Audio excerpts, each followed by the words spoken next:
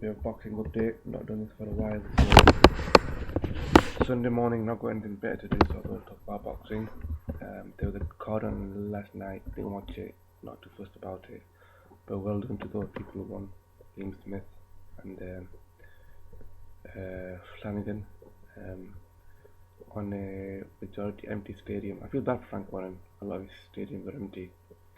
A lot of the fights he fights, a lot of his cards don't really sell the best. Despite having world champion, whereas Eddie Hearn, if he sold shit, it would probably sell out. What else? Can I talk about a bit of heavyweight boxing? Robert Filipovich is 1-0. He's fighting Konstantin Erich in his second fight. Konstantin Erich is a person who Anthony Joshua fought in his 8th fight, just to put it in perspective. A lot been happening with the heavyweights recently, more so outside the ring than inside the ring. With the big fights, title fights, Klitschko, etc. But I'm just gonna run down what's in the schedule recently. Tuesdays you've got PBC fight between Gerald Washington and Army Mansour. That's a good fight. I'm not gonna stay up to watch it, but I'll keep an eye on the result. I really hope Army Mansour will win this fight, only because I don't like Gerald Washington. I think he's another American with a padded record. Given his few of his fights, I mean, he's got good height, he's got good power, but the fact that he went 8 rounds with Jason Gavin and Nagy Aguilera basically tells me that he's a very limited fighter. I mean, Mansour is getting on a bit now. He's 43 years old now, and he's been in a few bigger fights. To put it in perspective, he knocked out Jason Gavin in 1 round. He's beaten Joey Derechko, Fred Cassie. He knocked out Fred Cassie in one of the knockouts of the year. Fred Cassie is the same guy who drew with Chris Ariola and got dropped against Dominic Brazil. I mean, Mansour's only defeat comes against Steve Cunningham, which was a very exciting fight. But we'll see how much stamina he has. I imagine Mansour will try to get Gerald Washington out of there as soon as possible. But that'll be a good fight. And like I said, I'd like to see Gerald Washington lose because of his padded zero. I hate people who protect the zero. So that's to go. Thursdays you got Joseph Parker, a young prospect from down under. He's fighting in a domestic fight between the old and the new. He's fighting Kali Meehan, a former title challenger. He's 40 odd now himself. He's the 2-3 fights I've seen of him. He lost to Shagayev in a 12 round a few years ago. He got knocked out by Danny Williams before that in 1 round. He was robbed against Lemon Brewster in a title fight in the about 10 years ago.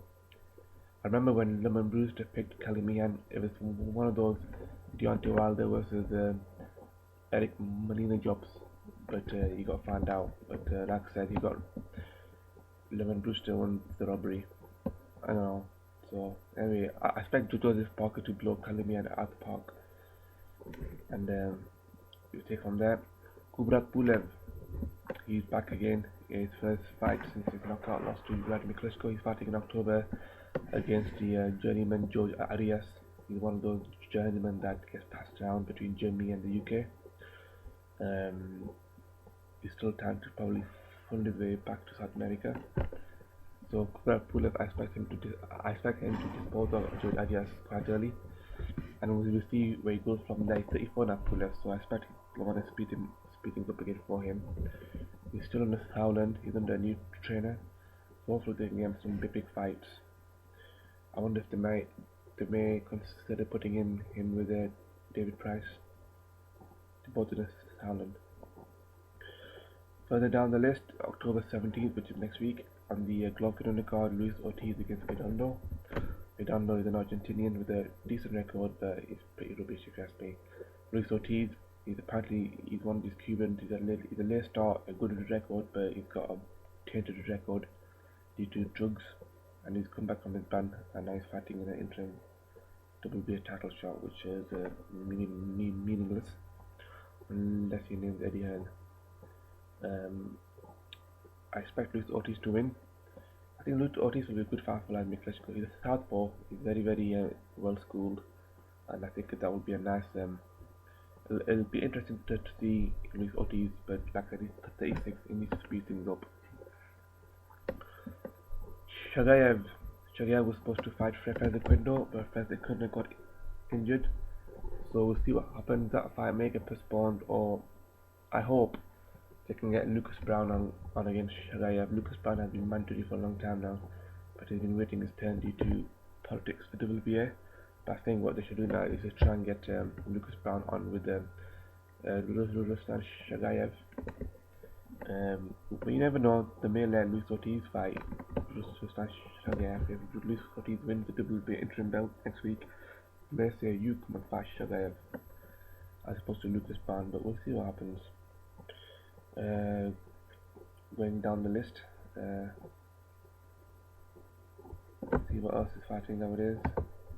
I think that might be all from no, you got Andy Ruiz Jr. Fight Andy Ruiz Jr. 25-0. I fought 25 shit people and he's fighting a couple more shit people now. He's fighting Rafael Zambanalov, and this is the irritating thing about American boxers. They can have a padded record of 25-0 and they continue to fight shit boxers and they pad the record.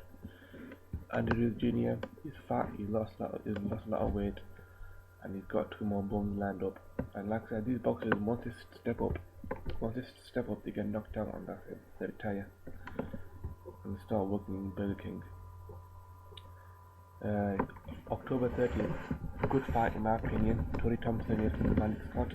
People are thinking it's going to be a crap fight, boring fight. It's probably going to be a boring fight, but at least you got 2 guys that who are not fighting bums and they're fighting each other. Especially Tony Thompson. You have to give Tony Thompson props. He's got the people he's fought. He does. He's not doing to anybody. So I expect that to be a good fight. Malik Scott will try and get in and out, just keep his distance, try to do a few pot shots and get back. Tony Thompson, I expect him to come forward, try and tire Scott out, wear him down, and I expect Thompson to win by. Actually, it's close fight. If Thompson does win, Thompson can knock Scott out, especially if Scott decides to take another dive. But he's got underestimated power, Tony Thompson, as David Price loves. And Malik Scott could win if he does a David Haye, just hit run. It'll be tough to do that for 12 rounds. And but I expect Tony Thompson to win that. If Tony Thompson does win that fight, I expect him to fight Deontay Wilder in January.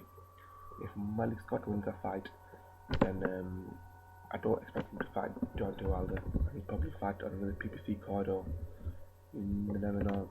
At the end, always on the lookout for a fight for Anthony Joshua.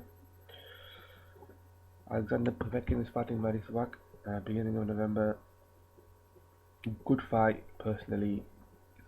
Pointless fight in my opinion. Povetkin is WBC mandatory. He should have just, waited for Deontay Wilder to finish his voluntary and start negotiations. But because Povetkin's fighting Whack in November, what Deontay Wilder's team are trying to do, they're trying to argue another voluntary in January, saying there's no way Povetkin's going to be ready for December and January, which is a fair point. So why can't we have another voluntary? So we'll see what happens. I've got a feeling Deontay Wilder will get another voluntary, and although it's shit, to be honest, I think I think it's okay because Alexander Povetkin, as mentioned, is having a fight in November, and there's no way he's going to be prepared in 2 months anyway. So let Deontay Wilder fight, and Povetkin normally fights in May anyway, so I expect Deontay Wilder and Povetkin fight to be made in May, April-May. Going down and going into November now. We know what the big fight is, but let me just have a look what's happening. Guillermo Jones is a cruiserweight. People remember him for knocking the crap out of Dennis Lebedev, albeit he was under drugs. He was banned, and the WBA have only said you can come back to boxing only in the heavyweight division. How convenient, given that Guillermo Jones wanted to come back in the heavyweight division. Saying now, it'd be good fight to see Guillermo Jones against Luis Ortiz, if that fight happens. Going down, and there we go, November 28th, Klitschko against Tyson Fury. Now we all know this fight was supposed to happen in a couple of weeks' time. Klitschko injured his calf muscle, and he saw the doctor, who said after 1 week, yeah, you're fit to fight in November 28th. Now what does that mean? Does that mean is a sprained calf healed in a week? Or does the doctor anticipate it to be healed so that you may fight in a month's time? Was he injured? Was he not injured? I don't know. I think some of the concept is that he may have just done it just to piss Tyson Fury off, to show him who's in control. He may have done it to give him a bit more time with sparring, to get tall fighters like Adi Swag and a few other guys. A calf sprain doesn't get better in 1 week. However, if it takes 2-3 weeks to get better, then you never know. We'll see what happens. But either way, I've just got a funny feeling about this fight. I've got a bad feeling that Vladimir Klitschko is going to lose. Via technical knockout or knockout. Klitschko won for 10 points. But I expect. I've always said that Tyson Fury is vastly underrated. He's vastly underrated because of his attitude and his personality. If he was a softly spoken person, people will, a lot of people's opinion on boxers are based on their personalities. People hate Adrian Broner. He's a good boxer. He's not a bad boxer, but they don't like him because of his personality. Same with Tyson Fury. Oh, he's going to get knocked out against Vladimir Klitschko. He got knocked out against Steve Cunningham. To man. At the end of the day, Tyson Fury is a big man. He's got a lot of power, and I think it's going to be Vladimir Klitschko's toughest fight in his career.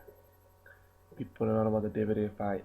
David A is all talk. He's still talking about making a comeback after 3 years. For the last 3 years, he's not come back yet. So anyway, let's hope, fingers crossed, Vladimir Klitschko can knock out Tyson Fury, and then go on to fight Glasgow, Antonio Tarver maybe. I'd actually see Klitschko fight Antonio Tarver, Glasgow. Glasgow is the next mandatory, so we're going after that one. Tarver, and possibly the winner of Hellenius and Erkan Tepe. Yes, these are obviously cherry picks, but hey, when it comes to Klitschko, I don't mind if he cherry picks a boxer. He's an exception. And in December, you got 2 good fights. You got Anthony Joshua against Dylan White, which is being billed as a 50-50 fight. But I expect Anthony Joshua to wipe him out in the first couple of rounds, because Dylan White put away the history, put away the amateur fight. You could argue he's got a bad record like everybody else, just like Eddie Polish and all these are American fighters and European fighters. However, hypothetically speaking, if Dylan White does win, I know Jonathan Banks is his trainer, but I won't be surprised if Vladimir Klitschko picks him out from Andre if Dylan White wins. But like I said, that fight's on December 12th, possible pay-per-view, but hope not. And for me, one of the big fights in December, the bigger fight and a better fight than Anthony Joshua and Dylan White is Erkan Tepe against Robert Helenius. That's a good 50-50 fight. A real 50-50 fight. Erkan Tepe, once again, he's underestimated. He may look a bit fat, but he's got good power. To just ask the guys from this end of the world, just ask Martin Rogan, Michael Sprott, and David Price about Erkan Tepe. He's got good power. Knockout power, not tactical knockout power. I'm talking one-punch knockout power. Robert Helenius was apparently the heir to the throne of Vladimir Klitschko, who's still going, but Robert Lenius, he's not the same boxer since he injured himself against Derek Chisora, which he in a fight he lost. How is he? He's been having a lot of promotional problems and injury problems, but he's back now and he's fighting Edgar Tepe on December 19th. The winner of this fight, I can see hopefully fighting a bigger fight. I know Eddie has been talking about if Anthony Joshua wins, he should fight Edgar Tepe for the European title. I'm not sure if he knows that Edgar Tepe is fighting Robert Helenius. So I'd like to see him. I'd like to see what's his name, Eddie, and have the same commitment to fight Robert Helenius if he beats Edgar Tepe. So we'll see. I know he's been banging out. I know he's been banging on about the European title. He wants to go the traditional way, Commonwealth, British European title. So I'd like to see Robert Helenius against Anthony Joshua be made if both make their fight. However, if that fight doesn't get made, it's probably because Robert Helenius may well vacate the belt and try to slow down and pick his fights. That's the thing about some boxers, when they win a big fight, they know that propels them to a big title fight. And a lot of boxers don't want that, so they slow themselves down, as do the promoters. So that's about it with boxing. Other boxing happening. We've got good fights next week. We've got Golovkin against David Lemieux, what should be a firecracker. I expect that to go 3 rounds, and I'm hoping Gennady Golovkin wins. And we'll see what happens in the future with Gennady Golovkin. I know he's supposed to fight the winner of Cotto and Canelo Alvarez. You've got the winner of Billy Joe Saunders and Andy Lee for the WBO, who are fighting in December. And I still reiterate, George Highland, the guy who knocked out Matthew Macklin this time last year in a so-called WBC eliminator, he should be at least given a fight. If the winner of Golovkin and Cotto vacates the WBC belt, Golovkin should fight George Highland for the vacant belt. I know Golovkin is interim champion, but still, it's not fair on these boxers like Highland just because they've got a good management or promoter that they can't get the fights or the justice that they deserve. And also rumors of next year possibly Mayweather against Adrian Broner. I wouldn't be surprised if that fight got made. That fight would sell very, very well, a lot better than Andre Berto fight. Does Adrian Broner deserve the fight? Not really, but then neither did Andre Berto.